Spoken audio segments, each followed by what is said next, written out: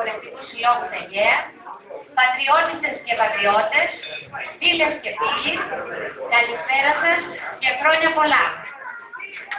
Στις δύσκολες οικονομικές συγκυρίες που περνάει η χώρα μας, μια μικρή ομάδα ανθρώπων από το χωριό μας, πιστεύοντας ότι είναι υποχρέωση και καθήκον όλων να κρατήσουμε ψηλά το κεφάλι, να διαφυλάξουμε τις παραδόσεις μας, συνεχίζουμε τη λειτουργία του πολιτιστικού συλλόγου του χωριού μας.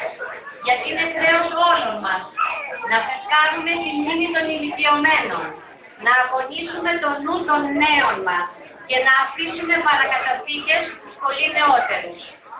Η παρουσία όλων σας απόψε κοντά μας δείχνει ότι ναι, πράγματι άξιζε τον κόπο.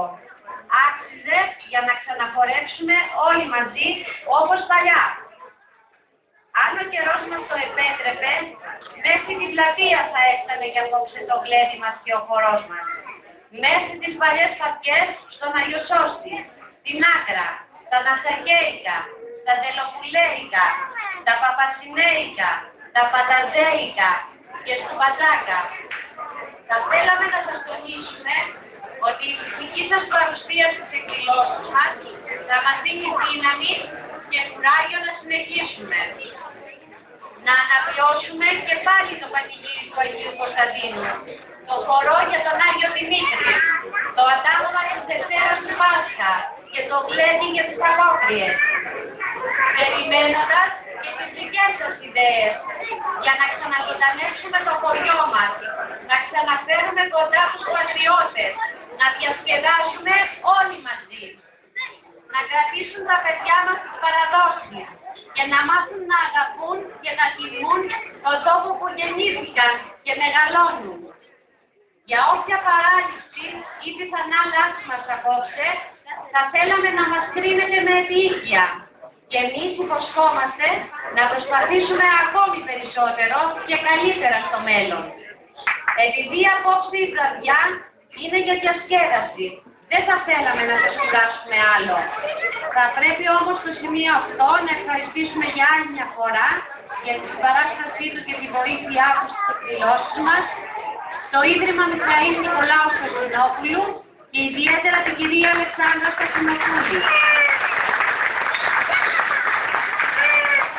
Επίσης, να ευχαριστήσουμε για τις προσφορές τους, τον Βεργόπουλο Παναγιώτη για τα σουβλάκια, τον Βεργόπουλο Χρήστο για τα γλυκά, τον Μαυραγάνη Κωνσταντίνο για τα λιχάνικα, τον Πλατανίτη Τέλη για τα αναστροφικά, τον Κυριανίτη Μίνη για το χοιρινό και τη Χριστοδουλοπούλου Στίκη για όλο το κρασί, καθώς και όλους τους ορατές της απόψινής βραδιάς που αναφέρονται στις καταστάσεις που βρίσκονται πάνω σε τραπέζια. Ακόμη ευχαριστούμε ιδιαίτερα τη διεύθυνση του καταστήματος που μας φιλοξενεί απόψε στο χωριό μας για την πολύτιμη βοήθεια που μας προσέφερε. Εγώ δε με τη σειρά μου να ευχαριστήσω όλα τα μέλη του Διοικητικού Συμβουλίου αλλά και όλους τους ασθενείς, πολύτιμους συμπαραστάτες και βοηθούς στην οργάνωση της απόψινής βραδιάς. Το νέο μας Διοικητικό Συμβούλιο αποτελείται από την υποφαινόμενη ως πρόεδρο Κυριανίτη Σοφία, τον αντιπρόεδρο Αντωνόπουλο Μιχάλη,